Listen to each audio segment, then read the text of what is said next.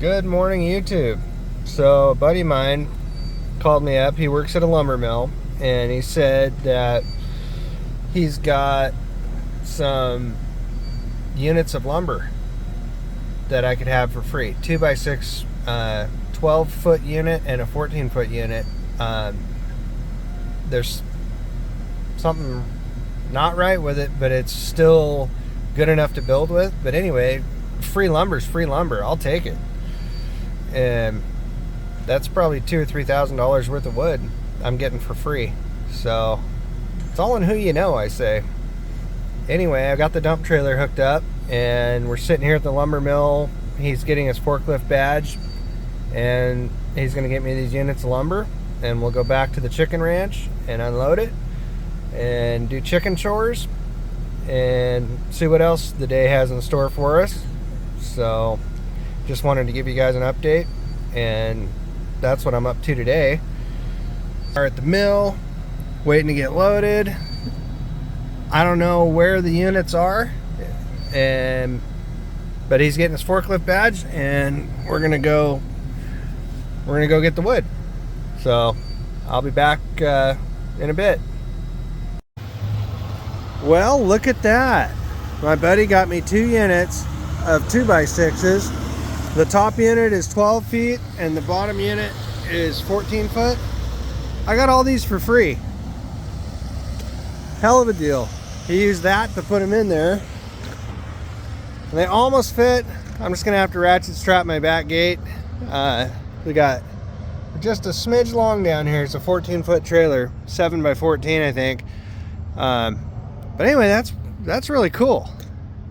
So I'll be able to build some stuff now.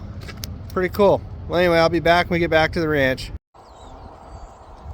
All right, here we are back at the ranch. And all these ladies are where they're not supposed to be. We got the wood, we got it stacked and unloaded. Or unloaded and stacked, I guess it would be. So here's a full unit of 14 footers.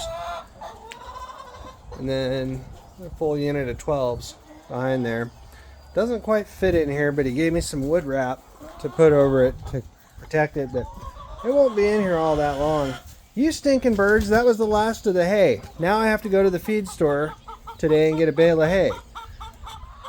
You turd birds. I can't have anything without you guys wrecking it. It just isn't right. Alright, let's go see how many eggs you made today. See if you ladies can redeem yourselves. Maybe I get you a scoop of food. You guys want a treat? Hey birds. Hi birdies. Hi ladies. Hi Randy. Hey Randall. Hi ladies. Oh. There's been some trouble in here. Alright. Come on, birds. Come on, birds. Come on, ladies. Put this out here so you guys are out of my way.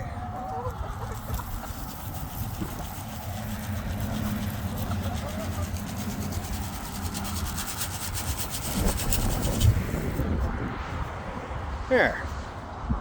Bunch of happy birdies. Come on, birdie. You're gonna miss out. You big girl.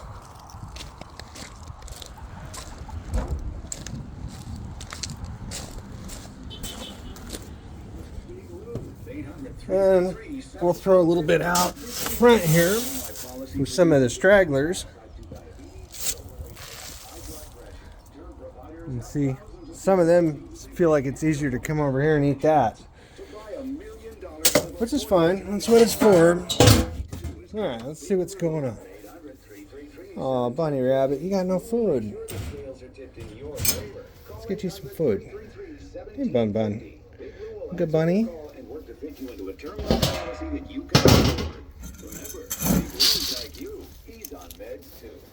All right, let's get you some food.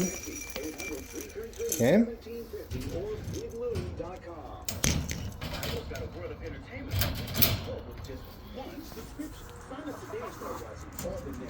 Bunny rabbits. You guys. Look at you guys. Get you a little more. So much nicer weather today than yesterday. It's actually 50 degrees today and fairly light wind. You guys just want pets. All right. So at least it's not frigid like it has been the last couple days. And it looks like the 7-day forecast, we're going to be lows in the high 30s and mostly just rain. So we can deal. Yeah, buddy, let's get you a little splash of food. You're so tiny, you just don't eat much. And you got all that hay. Okay.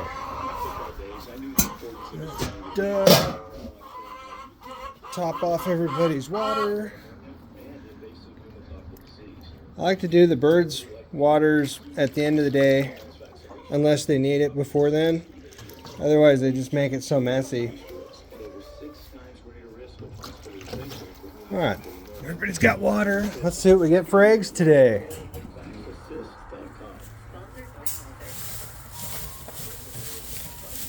Nothing in there. There's 2 there.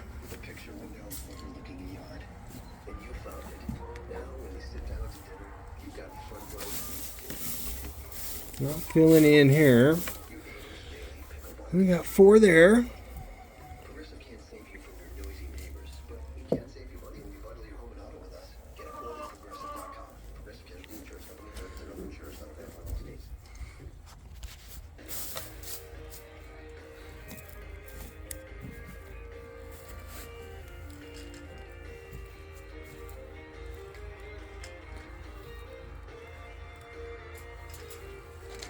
Yeah, it would sure be nice. Hi, Simpson. Hi, Simpson. You good boy? I'll get you a little bit of scratch in there, too. It'd be nice for this winter weather to go away. I'm sure looking forward to a warmer weather. It'd be nice if spring would just decide to show up now. I'd be alright with that. What's up, Mama? You big girl. You sitting on an egg? Let's find out. Oh, it's not that bad. You're okay. You're a good birdie. Let me see what you got. Hey, you got an egg today. Good girl. She's getting more and more setty. She wants to sit on eggs, so I might let her do that. I might let her sit on some and hatch a few out. See how she does. The incubator works really good. Holy moly. Jackpot. I'm telling you, this warmer weather, they lay better.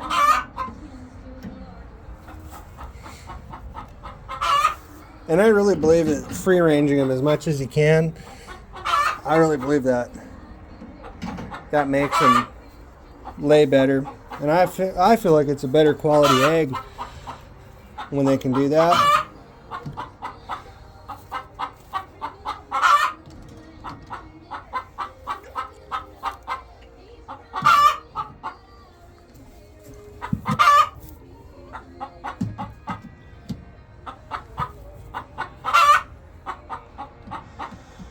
Samantha, every day I come in here and you have something to say about it.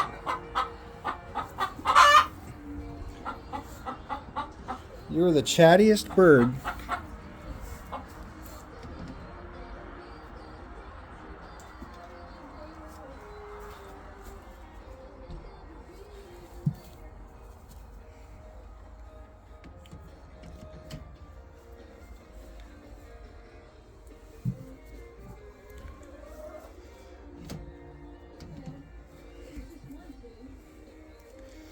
And there could still be a layer or 2 or 3. Usually there is. When I come back in to lock everybody up at night, there's usually 2 to 5 more eggs. So, alright.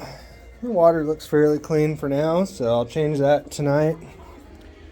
At least I can go home and get these washed up and packaged up.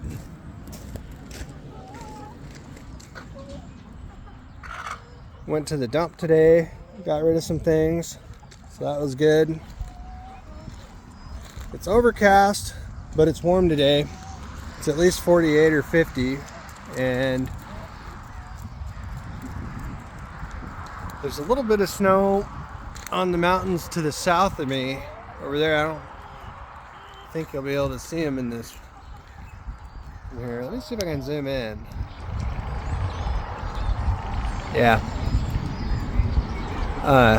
That elevation is only about 1,000 feet, 800 to 1,000 feet.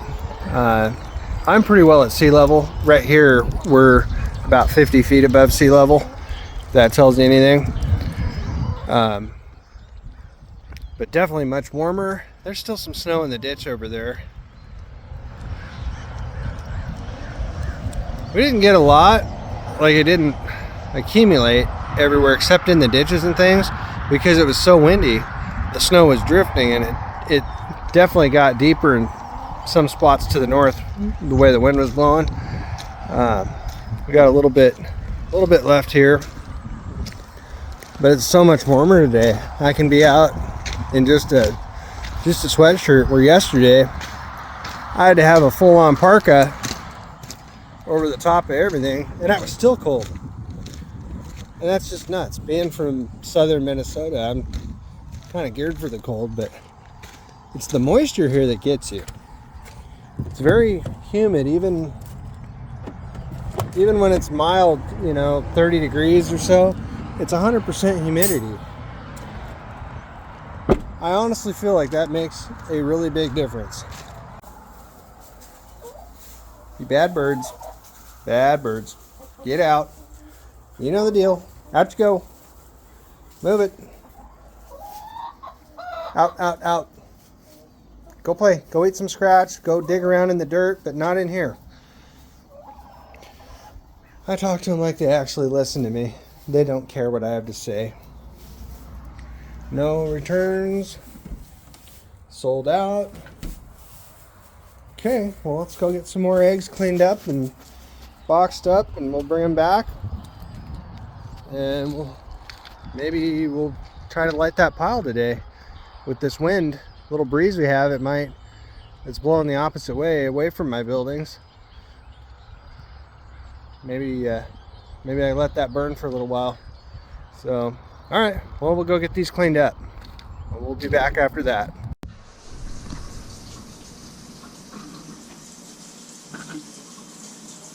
All right, here we are back at the house, getting ready to wash eggs. Got my baby warm bath water, got my clean bowl, and we'll grab the eggs.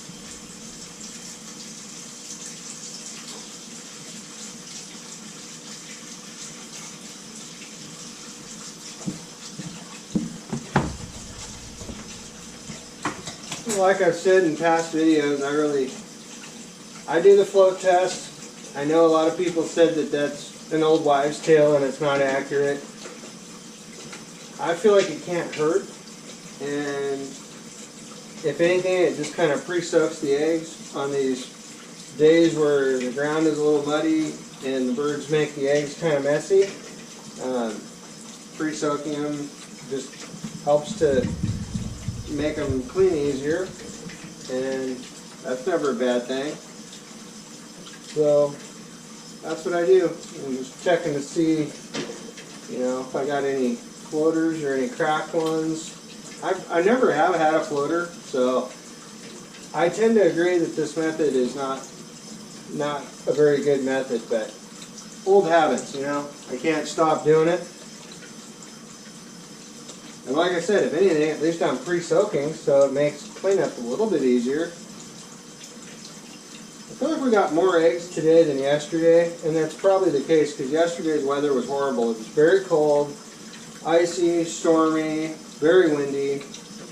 I did not enjoy yesterday very much. Today's a much better day. It's warmer. I think the birds are happier. I'm happier, so if that counts for anything. Okay.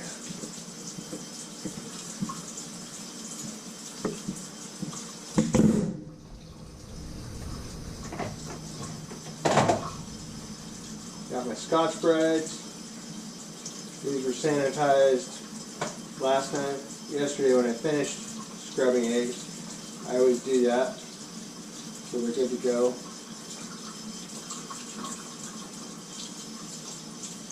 And I just lightly scrub until the egg's clean. I try to, get the bloom and then any bacteria off of there.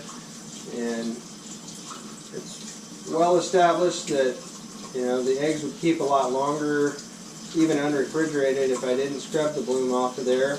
But I just don't like the thought of kids handling these and getting a parasite, or somebody cracking it into a pan or eating an egg raw and getting a parasite. I mean, I try to keep our birds very clean. We deworm regularly, but I don't have complete control, and I'm not a microbiologist. I can't tell you what exists on these things at any level. And I don't presume to know what each individual's immune system is capable of handling. I have some elderly customers that source their eggs from us, and I would feel absolutely horrified if they got something that could have been prevented. If at least I'm taking a step to attempt to not have that problem. It still could happen. It really could. This is not a commercial kitchen. I'm not a commercial chef. But I take responsibility to make sure that I minimize the chances of that happening, and at least for that I can sleep good at night, knowing that I at least put out the effort to attempt. So that's why we wash. My wife hates it, and I don't blame her. It's not enjoyable. I don't enjoy this, but I feel it comes with the territory, and I feel like it's a responsible thing to do, because like I said, I don't know who is going to handle these eggs. It could be children, it could be senior citizens, I don't know. So we used to save them up and do them at the end of the week and then fill the fridge with like 20 or 30 dozen.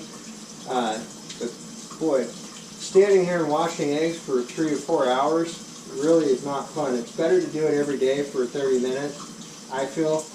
My wife still hates it, but she'll get over it. It's just a necessary thing.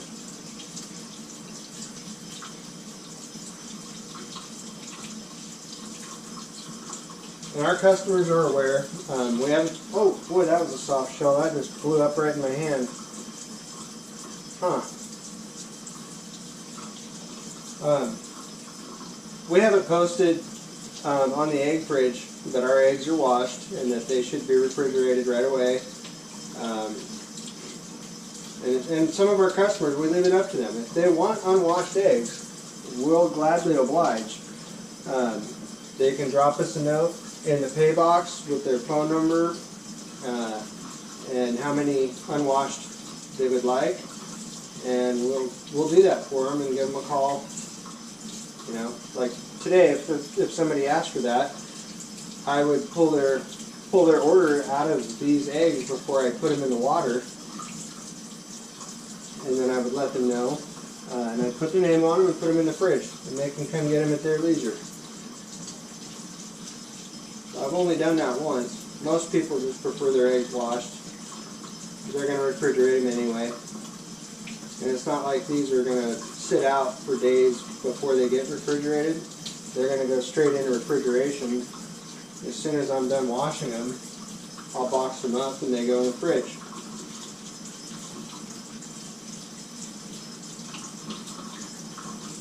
I know there's a lot of videos out there on how to start a YouTube channel and how to, how to get views and all that.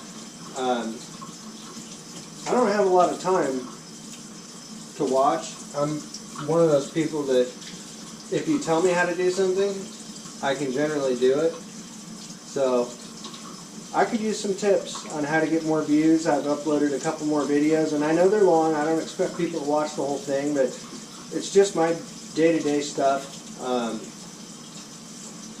Some people might find it interesting. Some probably don't. Most probably don't, and that's fine.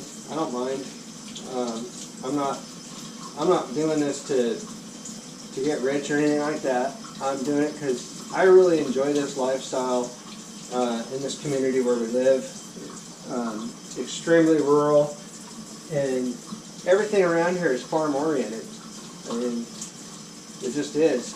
It's such a big industry here, and I've talked about it in my last video too, how big the dairy industry is here, and I'm a part of that. I'm not a dairy farmer, but I drive a tanker truck, and I pick up the milk from the dairies, and I deliver it to the cheese factory here, the Tillamook Cheese Factory. So it's all intertwined, and I don't know how many thousand people the creamery employs here, but it's a lot. I would say 30% of the population here either works at the creamery or at the feed mill or at the lumber mill. That's what we have. The rest are either commercial fishing or, small retail of some type. We do have a couple restaurants. So there is that industry. I wouldn't say they're fantastic by any stretch, but we do have them. They're there in a pinch. But it's a small town. I can try to get some videos next time I go into town, so you guys can see. There's really nothing to see, but it's laid out kind of funny, so I can do a kind of a drive tour, and I can figure out a way to mount my camera forward facing in my vehicle so that it captures everything, and I can narrate what we're looking at and where we're going and any points of interest. We do have a couple of historical things here that are noteworthy. We have in our town here the largest freestanding wood structure in the United States and possibly in the world. And what it is, it was a naval base, and it was a giant hangar for airplanes like the Spruce Goose, something that size. It's absolutely massive Quonset hut. I'd be happy to go out and do a video of that if anybody would like to see that. We had two of them. They were twins, and one of them burned down a few years ago, and this one is in such bad repair.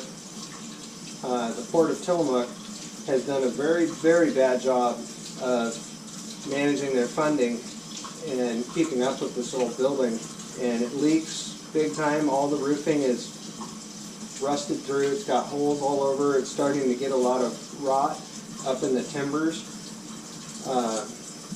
So it's not long for this world. They've already acknowledged that they're going to abandon it, and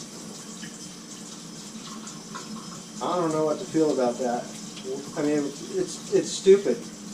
They could have been so proactive. That is one of the drawbacks to this little town, is they're so regressive thinking instead of progressive thinking.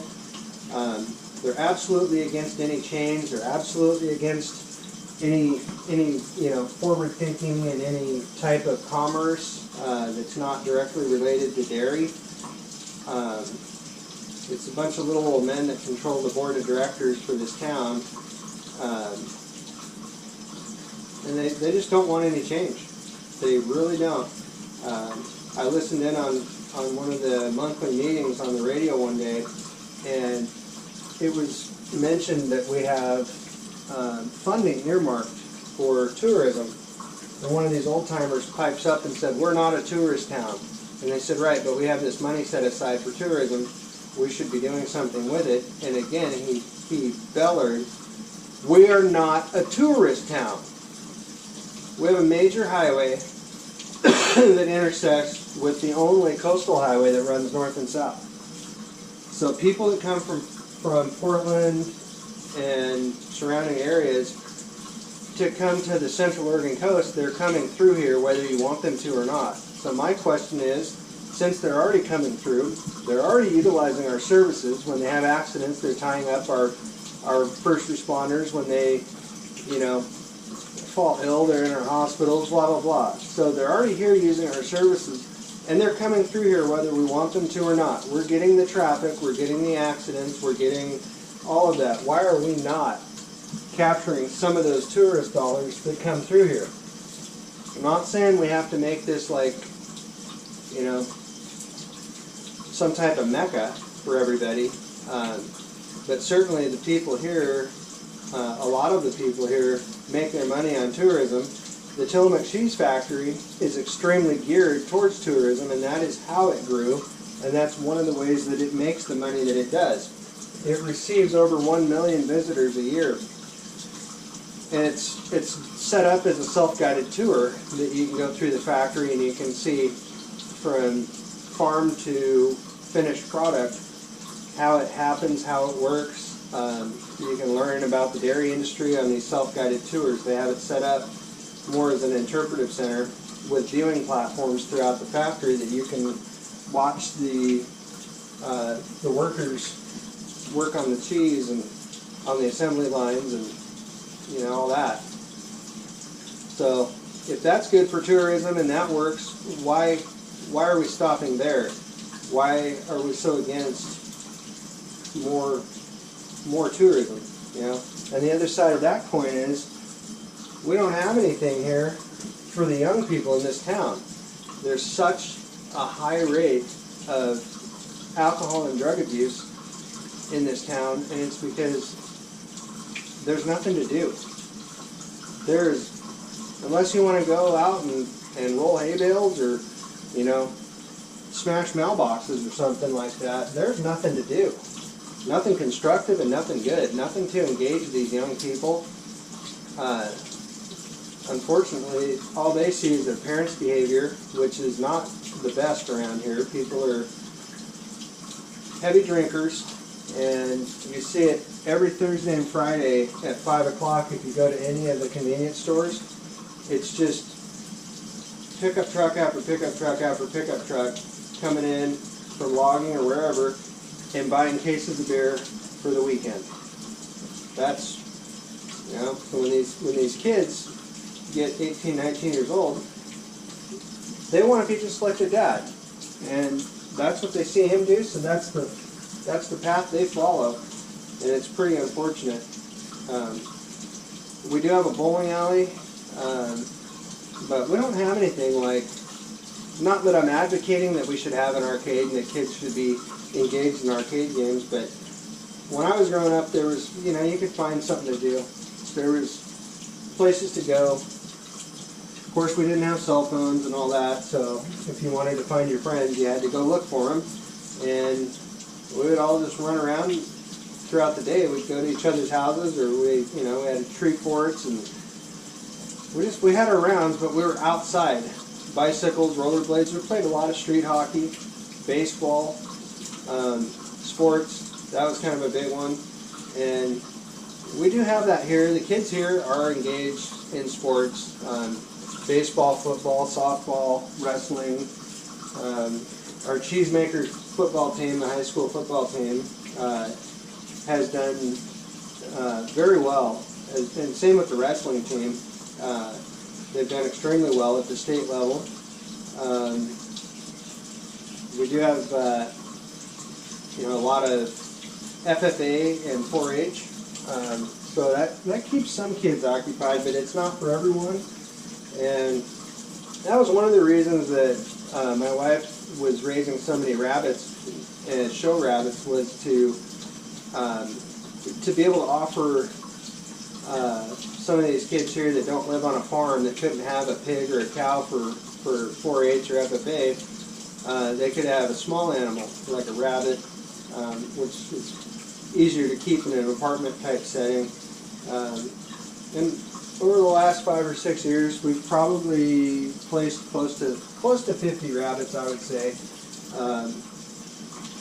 And a lot of them have won blue ribbons. People have come back and shown us pictures, and they rave about us to other people. So we're not nearly as heavy into the rabbit breeding as we used to be. I used to be really involved with it, and we had a line of Flemish Giants that was really, really good. And we had a heat wave here one summer where we hit 114 degrees here one day, and there wasn't a whisper of wind or anything. The air was completely stale, and the sun was so piercing. It was all we could do to keep our rabbits cooled off and hydrated, and we lost so many rabbits that day, most of my Flemish Giant line, and I just never really recovered from that. I felt so bad for them, and they were heat stroking.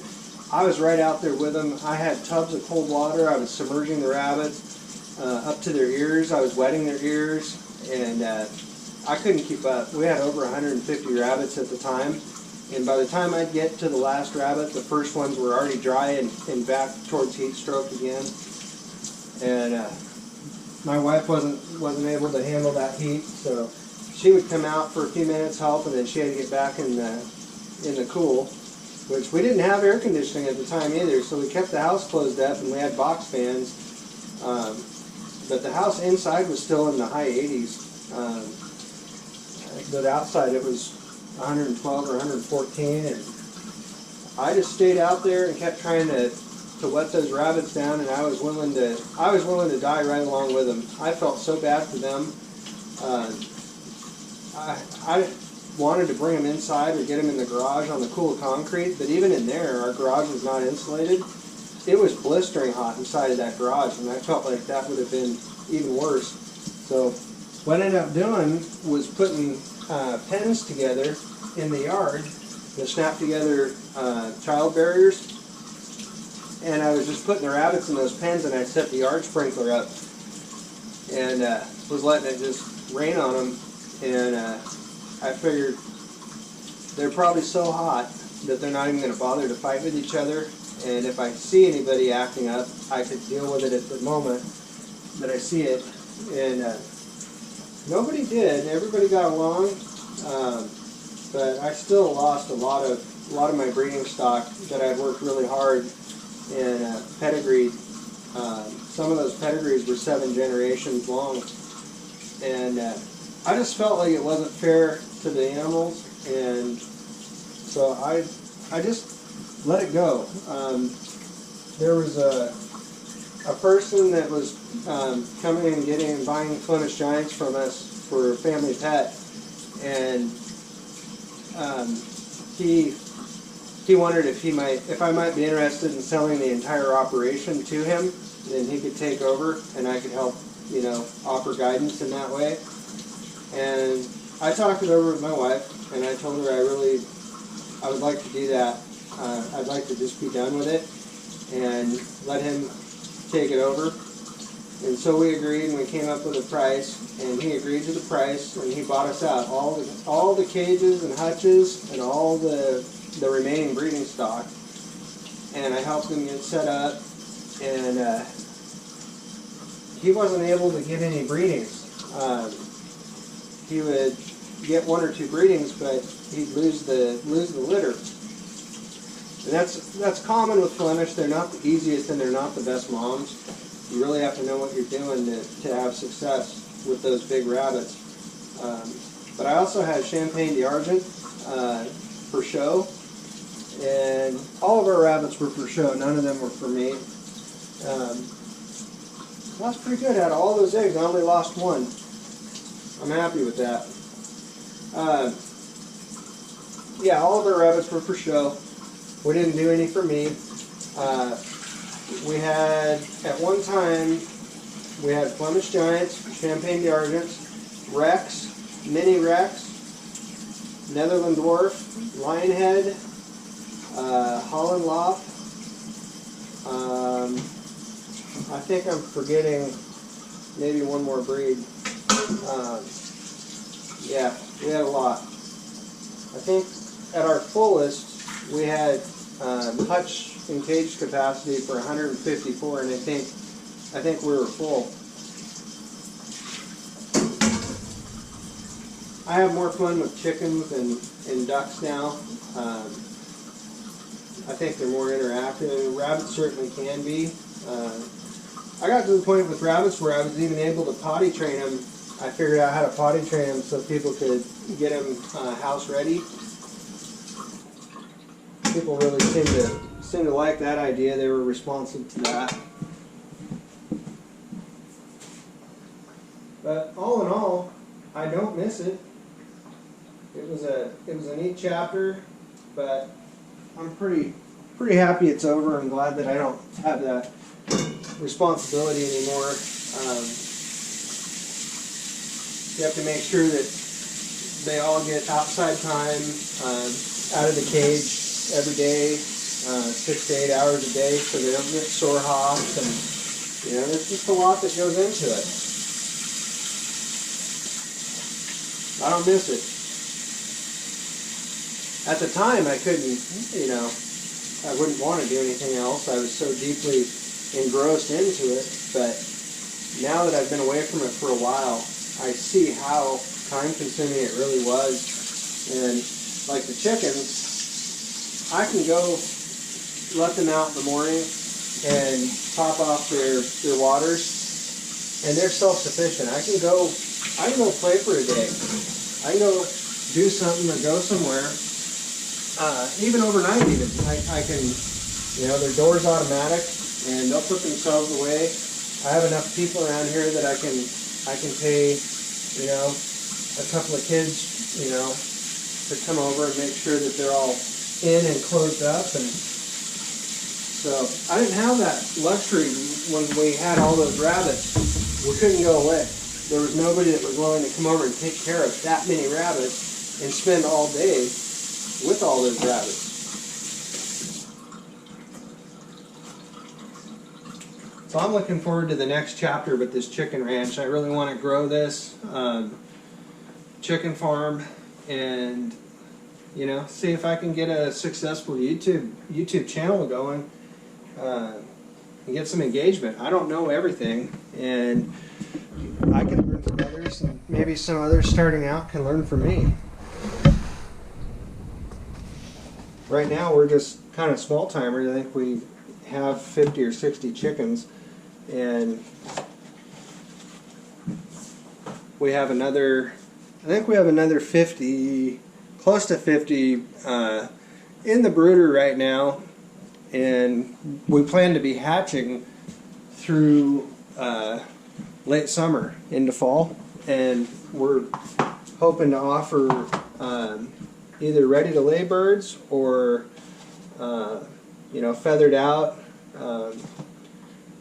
as well as just chicks. People like to buy that too. So any suggestions, any comments would be well received on any of it. Things that we could do different, things that maybe we've never even thought of, especially with the YouTube stuff. I'm so new to it, and you can tell. I mean, these videos are just awkward. All I'm doing is flapping my trap, not really helping anybody learn anything. But it's just my day-to-day operations. It's just what we do, and it's not a big deal, but there might be something to learn in these for somebody just starting out, maybe. I don't know. You guys tell me. I think the thing that I'd like to work on now is, of course, getting another building built so we can expand and meet the demand that we have, which we kind of struggle right now. But it is winter time, and our birds are. So most of our birds are in the 2-year range. There's some now in there that are just coming on a year. They were raised up last fall, and there's some that are leg banded with green leg bands. 2, 4, 6, half a dozen. Maybe I'll get some more when we go back over. The leg banded birds with the green leg bands, those chickens are 2 years old.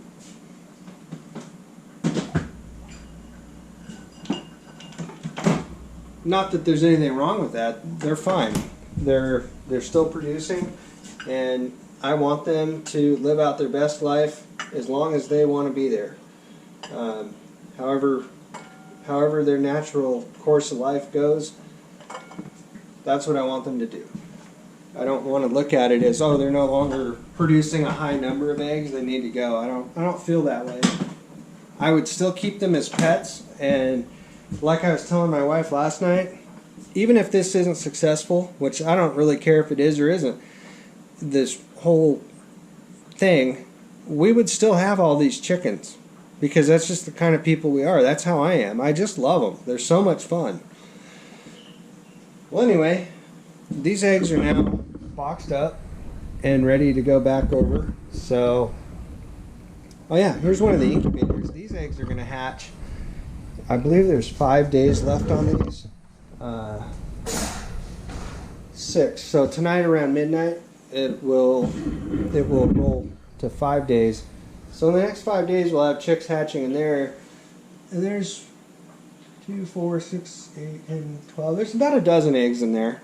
And I candled them about, I don't know, a week before last. And I called out all the ones that didn't have a nice red embryo in there. So, crossing our fingers, all of those should hatch. We'll have to see. Well, anyway, let's take these eggs back over to the ranch. And happy Valentine's Day, by the way, to all you moms and grandmas and ladies out there. Happy Valentine's Day. I think we'll load this stuff up and go over to the ranch and check in over there and see what's happening. It looks like it just started to rain again, so maybe we'll just hang out in the coop, or who knows, we'll find something to do. Maybe we'll go in the other shed and see what's in there. See you guys in a little bit. Alright, back at the ranch, and it's raining again, but that still beats ice and snow and everything that goes with all that. So, and it's not windy like it was yesterday. So, still a win, I suppose. Let's go get these eggs into the refrigerator, and we can go see what's going on in the coop. Maybe we got a couple more eggs. There's a couple girls hanging out in here, staying dry.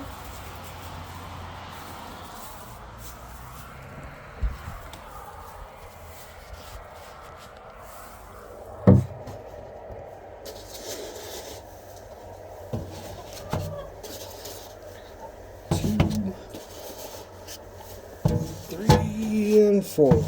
That's all we got today was 4 dozen. So that's the way that goes. I think as it warms up, production will probably ramp back up too. So I'm not too worried. And the way I look at it is it's that many less eggs that I gotta scrub.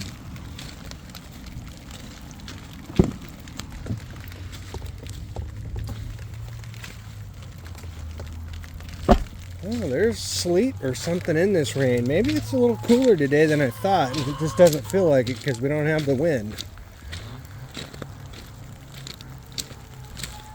Either way, it's a bummer because I'd really like to fly the drone some more and show you guys the river and all the other stuff. Hi, ladies. Hi, ladies. Oh, some of you are already roosting. Hey, big girl, you're still in your nest box. Okay, one more egg. I'll take that.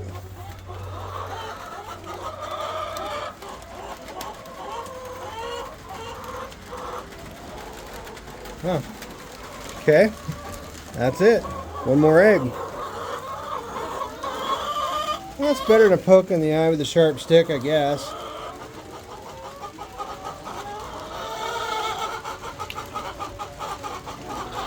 Hi, ladies. Yeah, you girls are ready to go to bed already.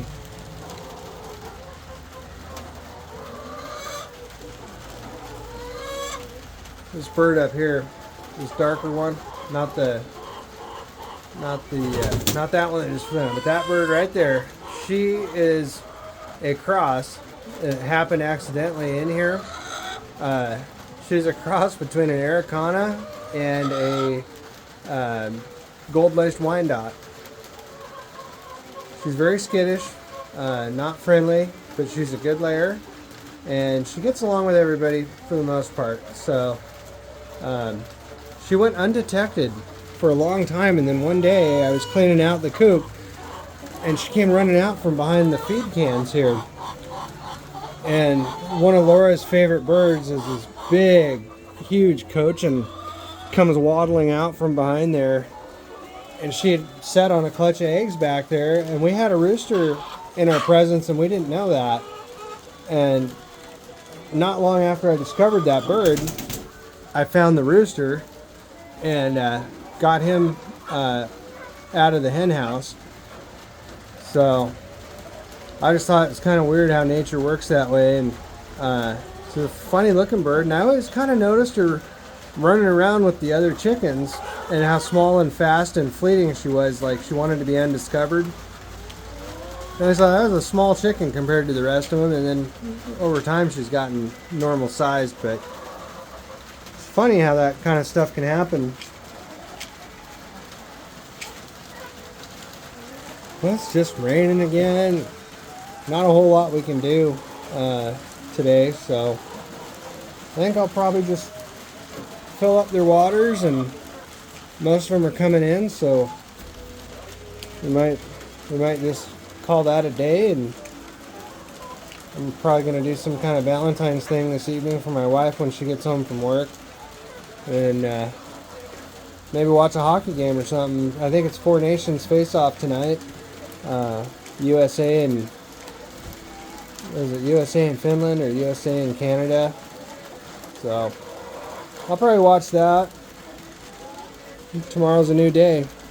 Tomorrow's my last day off, and then I'm back to work for 3 days. So if anyone would like me to video some of the stuff I do at work, I'd be happy to do that.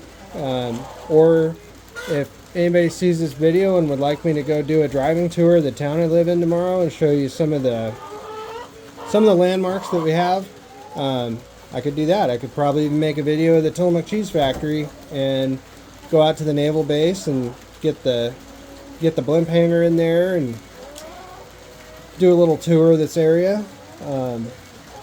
I think I've only got 2 or 3 viewers right now, but I'm hoping to grow the channel, and so I could use any help with that. If there's keywords or how all that stuff works, I don't know. I did the best I could with what I know, which isn't anything. I don't know anything. Technology is not my strong point. So hopefully I'm doing okay. I'll learn as I go. Things will get better. I always try to do things to the best of my ability.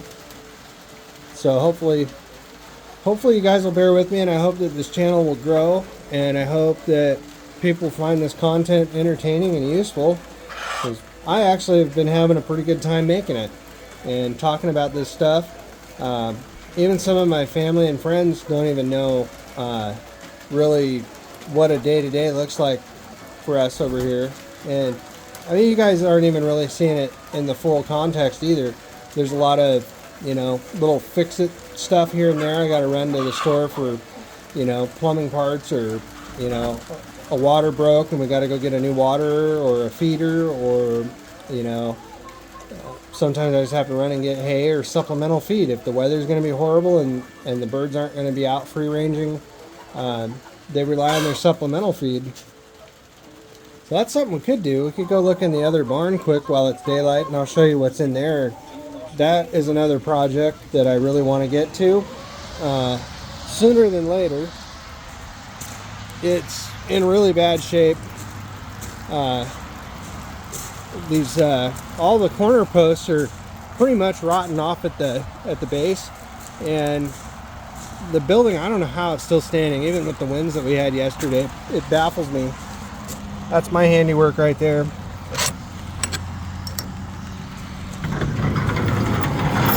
It's kind of baffling to me how this thing is still standing, but it is. Well, it's just an old shed, but that corner's loose. It's not attached. It just swings free. You can see that bottom plate's rotted off. It's just full of rot everywhere, but it's such a cool old building. I mean, originally it's full dimension lumber. I mean, this thing's probably 50, 60 years old, maybe older. And at one time, I bet it was just a great shed. You can see somebody put a brand new roof on it before we bought it. So in my opinion, it's worth trying to salvage this old building. It was a pig barn, and there was a little door over in that corner that went out to a pasture. This back pasture used to be all fenced in, and then when they got rid of the pigs, they ended up just doing 2 beef cows in here. And there's a door there, and of course this one here. So you come in and feed them, and they could be in here, out of the elements. This pallet, I used to store the supplemental feed in here, and rats were getting into it.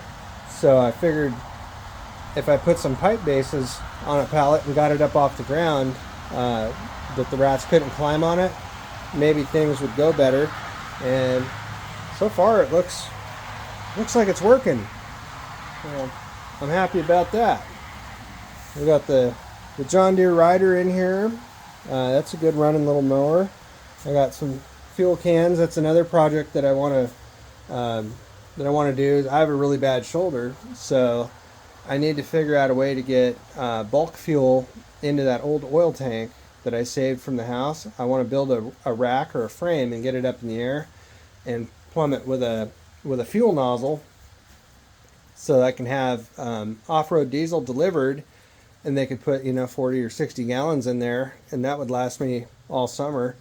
And I'd have an easier way to fill the tractor, because on that Kubota where the fuel goes in, I have to hoist that yellow jug and hold it up in the air.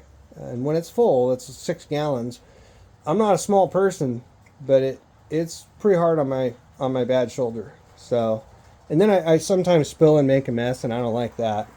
All the dust and dirt sticks to all that diesel, and so there's some old posts, and there's the rototiller. I think it's a 5-foot, and it has a leak that I noticed after last summer. There was some gear oil coming out of here somewhere, and I remember hitting something in the ground, but it seemed to chew right through it. So I gotta load this up one day and take it to my Kubota dealer and have them look it over. And it has a 3-year gearbox warranty on it, but I also bought the extended service plan through Kubota that no matter what happens, if a tree falls on it, if I set it on fire, if it gets stolen, whatever it happens to be, they'll replace it. Same with the tractor and all the other implements. I bought them all at the same time.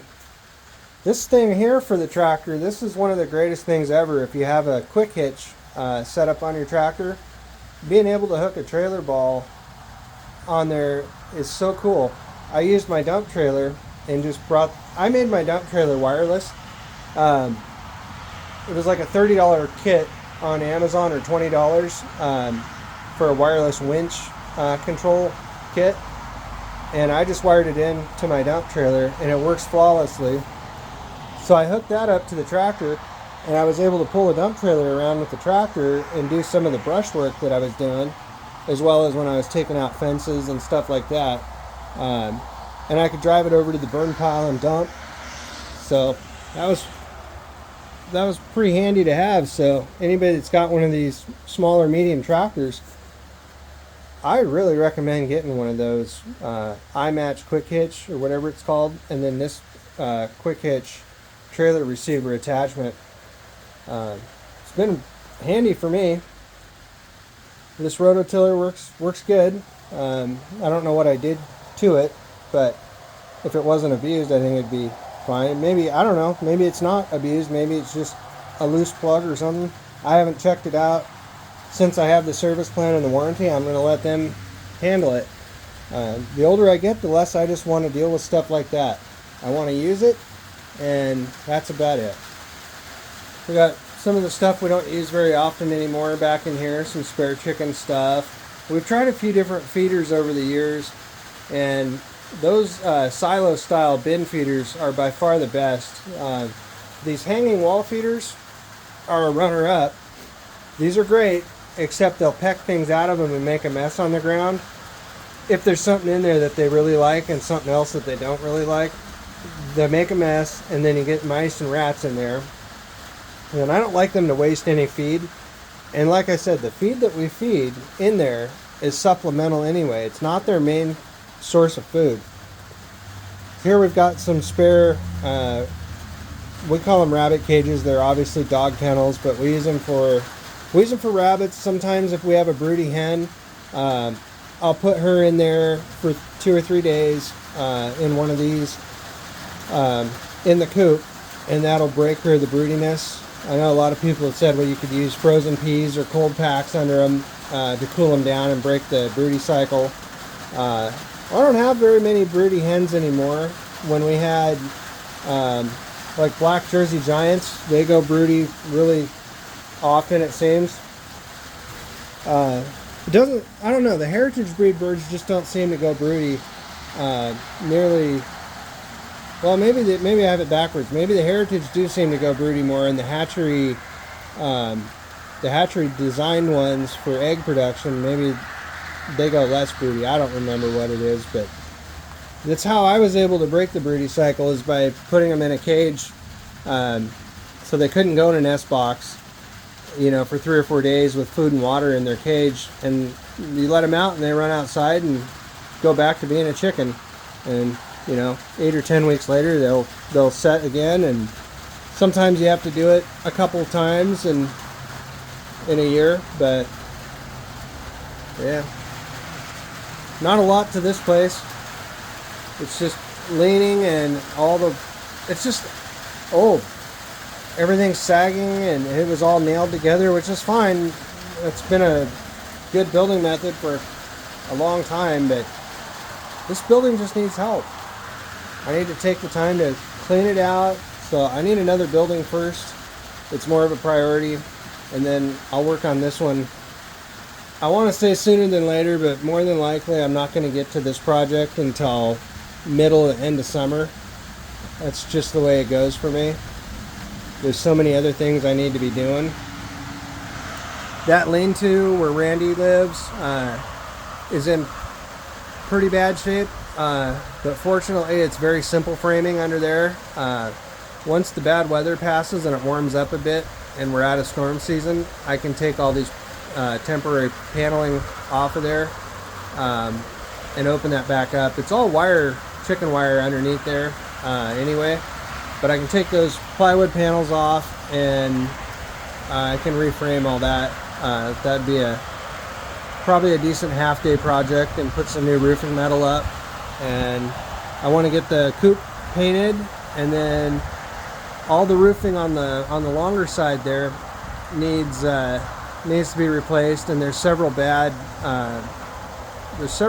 trusses underneath there that they're rotten. That roof has been leaking for a long time. It's not a great design. I don't like to get wet, so I'm going to do this quick. It's raining pretty good right now, but this was a bad design. Water hits that front and runs down and goes right underneath the roofing. So I don't know what I could do different, if there's a type of flashing for this scenario, or if I should just put some 1x underneath there and caulk it in. If you guys are builders or know how to tackle this, if somebody could let me know, point me in the right direction on that, I would be very grateful. If I had enough time to really think about it, I could come up with a system. But that's what I lack right now, is time. and working night shift, 12 to 14 hour nights, I just don't get that time. When I do wake up, I go to bed at like 7 or 8 in the morning, and I wake up usually between 11 and noon. And then I instead of getting another couple hours of sleep, I always feel like I'm behind the 8 ball, and that I need to get up and come over here and check on things, or I need to pull some weight for my wife. I need to do some dishes or some laundry, or go to the store, do the grocery shopping, or I know we're running low on supplies here, so I'll go to the feed store and do that so she doesn't have to. So time is what I lack. So if there's anybody that can show me a better way, or tell me what I could do for some of these projects to maximize my time, so I know what supplies I need to get, beforehand. Like tomorrow, I could, if I knew what I needed, I could go and get that stuff, and then I'll be working 3 days this week, and then I'll have 3 off. I would have everything I need, and I wouldn't have to take time to go to the store and get it. I'd be ready to start on that project, weather permitting. So any suggestions would be very welcome. And as with this building too, I feel like I want to empty it out, and then I want to take the boards off the exterior, and then cut out all these bad sill plates, whatever they are, and put in new ones, and concrete anchor them in, pressure treated, of course, and just fortify any of these walls that are a little bit shaky. I want to save as much of the natural or original wood here as I can, and just try to do it one wall at a time, and try to bring everything together nice and tight so it's sturdy once again. And I would love to reskin it with board and bat like it is, but that's just getting incredibly expensive these days, unless I can find a porta-mill guy that has some of this stuff, and would want to sell some of it cheap. Fortunately, it's not a big building, so it wouldn't be horribly expensive to do it, but potentially. So my plan was just to do CDX plywood exterior, like 1/2 inch CDX, and then just get some furring strips, and use furring strips for the bats, and I would stain it or do some type of a wood sealer, so it would kind of appear to be board and bat until somebody got up real close and saw it. But some of the charm and character in this old building, or maybe I'd paint it. Maybe I'd do a barn red and white trim, like it kind of was one day back in the day. That'd probably be how I would do it. Yeah. So many projects in so little time, and I'm a one-man crew. Once in a while I get help from a friend, but not too often. Usually I'm the guy that helps everybody else, and then when I need help, there's nobody around. I'm not complaining. I understand it and I get it. That's just kind of how it rolls for some of us, but it seems to be that way definitely for me. So I think maybe as the weather improves, maybe people would want to come over more and help out more. Maybe not always, but I definitely appreciate it when I do get the help. I usually try to barbecue and feed people, and throw them a little money and that kind of thing, but I can't always do that. I can always barbecue and stuff, but sometimes my birds funding gets depleted when we have to pay for some upgrade stuff, or get them some things they need. That was the other thing. I don't think I touched on that either. I'm trying to make them completely self-sustainable, so they have their own bank account. I'm just a steward, a fiduciary, responsible party for them. Their money's their money, and I just manage it for them. But anything, I try to pay very little out of pocket for them. Of course I will if I need to. I absolutely will, and I have no problem doing that. But sometimes their bank account gets up to $500-600, and I feel like they can pay for their feed, or they can pay for some materials to make their improvements for their living situation better. So we try to use their money in a good way for them. We don't take any of their money. Once in a while they buy us a burrito or something if we have to run into town, but that's only if they agree and they want us to. You know how that goes. I know that Laura's wanting to do a dahlia farm. We do have a dahlia farmer in this community, and he raises some very nice exotic dahlias that people travel far and wide to get, and they'll even mail order from him. She's gotten to be quite friendly with him, so I know her plan this year was to plant more dahlias and sunflowers and do some cut flower arrangements and some hanging baskets and that sort of stuff. That's really her passion is in the gardening. So as soon as we get a week of weather break here where we get some dry weather, I plan to till that patch again. I've been putting chicken manure and compost on it all winter, and the soil was very good last summer anyway, but it should be even better this summer. And then some of the corn that I planted last summer, I saved the ears and dried them, and I seed banked them, and I'm going to replant that because I read that if you do that for 3 years in a row, that particular strain will acclimate to your climate and you'll have an even better, more bountiful harvest going forward after the 3rd year. So I'm curious and I want to experiment with that. I grew tomatillos last year because I thought I could make some salsa verde or something like that. I just thought it would be fun. Those grew extremely well.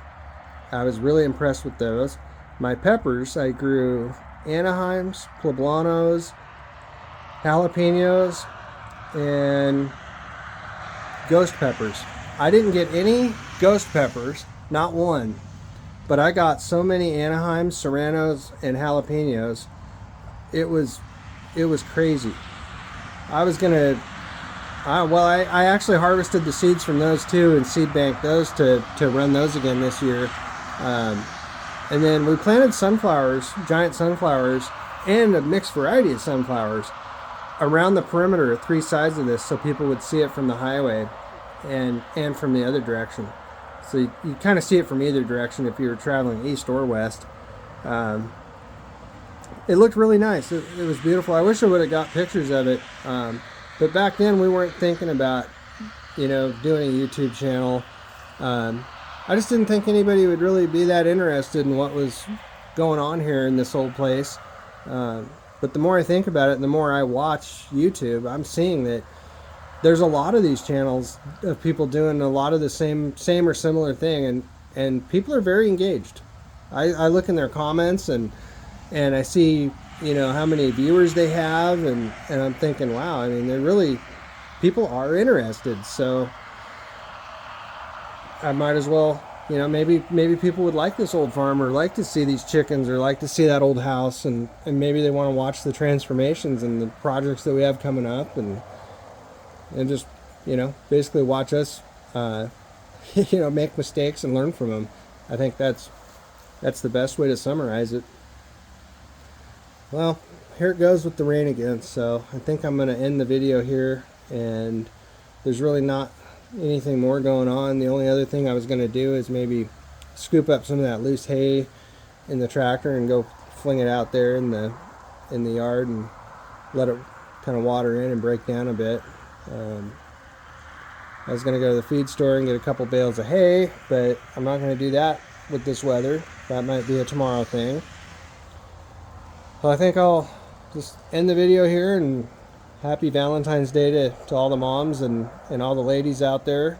I hope your guys do something special for you. I'm going to do something for my wife, probably barbecue some chicken for her, and not any of ours. We got it at Costco, but she just likes it when I do that, so I'll probably do that, and probably watch a hockey game and upload this video. I'll play with that editing software some more. I'm using Movavi, and then I'm also using Microsoft something, clip chart or clip chat. I don't remember what it is. Clip something. And it kept crashing on me. I'd get so close to having the video, and I like the tools in it. I do. So I ought to play with this Movavi some more, but I'm not really sold on it. It's not super intuitive for me, because I'm using multiple different cameras, so having to put all these things in, in order when I drag and drop my videos in the files, I'm having to remember. So maybe that's just how it is, or I'm sure there's a better way. I just don't know, and I don't really have the time to watch videos to learn how to do it. I need to be, really doing some other stuff. Of course, I need to do it if I want to do it. I understand, I get it, but I'm sure somebody out there can tell me a better way. Or maybe there's better editing software that I don't know about. I did find out, I think, how to make my videos full screen. I know that there was the black bars on both sides, and that drives people crazy.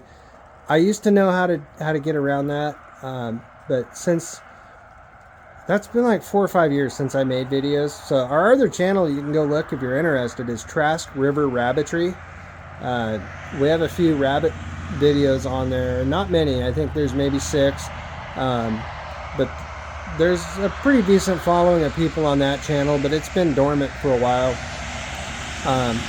But I did figure out back then how to get the full picture videos. So I just found a setting in my phone, which is this current camera that I'm using. I have a GoPro Hero 5 also, and when I tried to get the videos off of that from yesterday, I put the SD card in the computer, and it opened GoPro right away, and it's, I clicked upload, and it was telling me that my hard drive was full. Well, my computer has a terabyte hard drive, and there's hardly anything on it.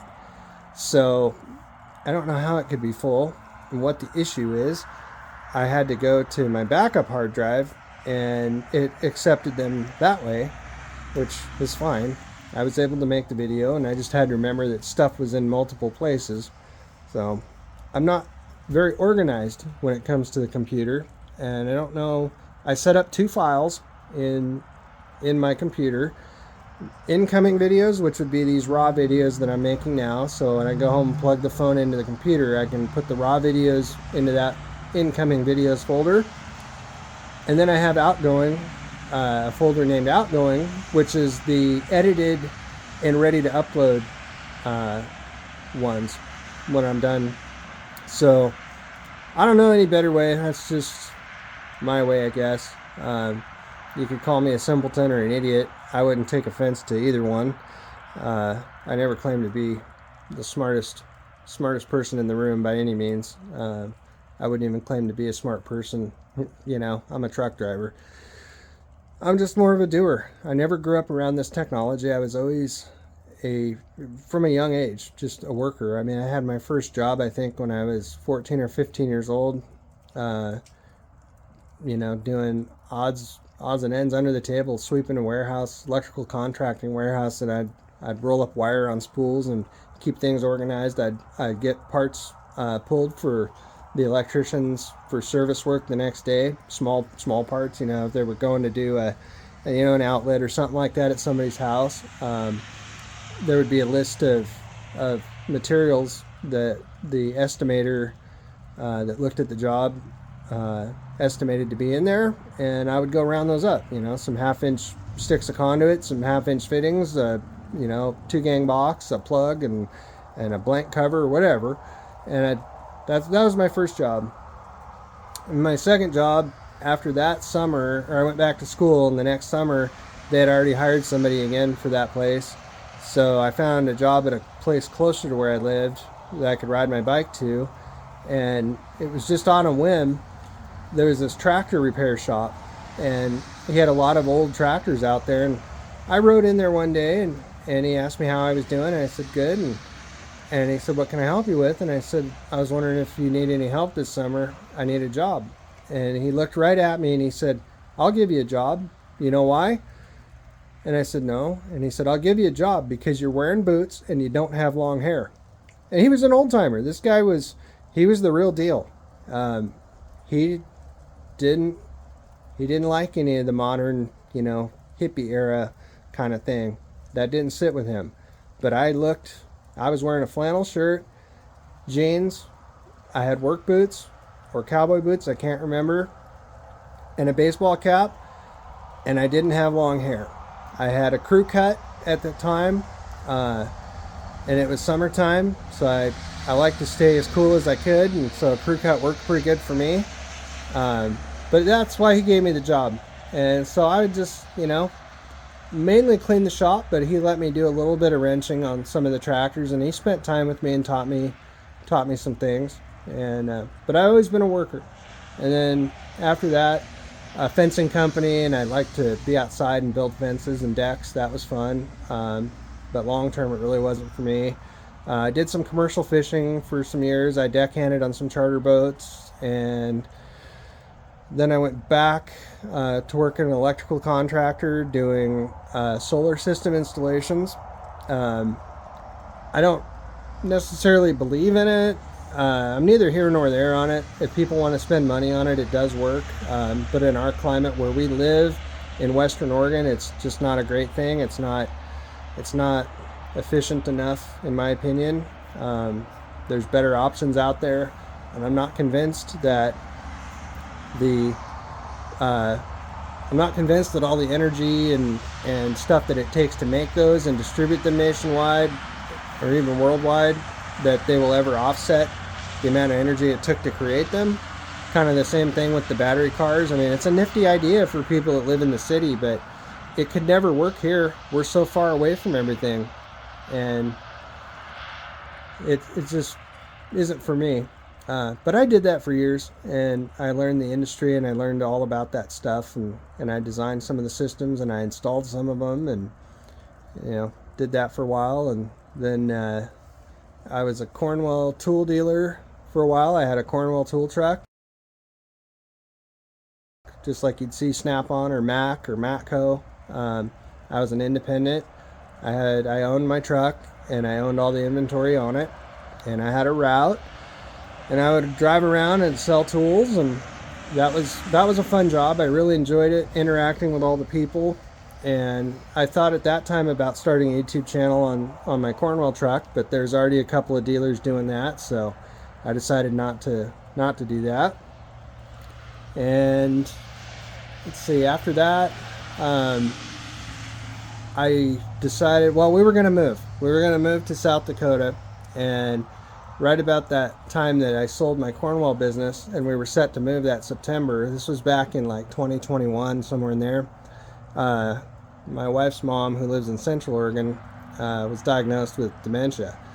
So we decided to stay put until she, passes on, which it could still be another 2 or 3 years. She could have some longevity there. So whatever it takes, we'll let that play out. And so then I found myself needing a job again, and so I decided to go back to the truck driving industry, and that's currently what I do presently. I did some dump trucking. I owned my own truck for a little while, and I wasn't a very good business owner or boss. I liked to take a lot of days off and just hang out here with the birds. I would go to work when it was raining, but on the nice days I would find every excuse to not go to work so I could hang out here.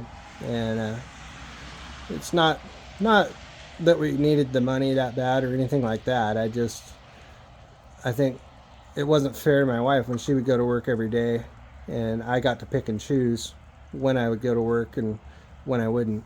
So I think for both of us, it was better that I ended up going back to work for a company where I have some accountability and I have to show up, and but fortunately for me, I only work, the most I work is 4 days one week and 3 days the other week. So like I've explained, I work half the month and I have the other half off. So, but I still work as many hours as if I worked the whole month, and I still get paid as if I worked 20 or 25 days in the month like some people have to.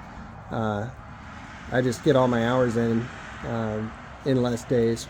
So they're longer days, but I get more days off. So, and I like that. I'm okay with that compromise. Well, anyway, guys, I can just ramble on and on and on forever, as you can tell. And I don't know how much of this will actually make it in the video. Maybe I'll leave it all in. You guys can decide if you want to listen to me ramble or not. But I would like to know if you guys would be interested in seeing what I do for work. Picking up the milk from the dairy farms and taking it to the Tillamook cheese factory. And if you'd like to see a tour of this small community that I live in, I can drive by the Tillamook cheese factory and show you how large that is and what a source of revenue and income it is for this community. It employs a lot of people here. And then how, the dairies that contribute to it. So I can show some of those. I'd show the air base with the blimp hangar. It's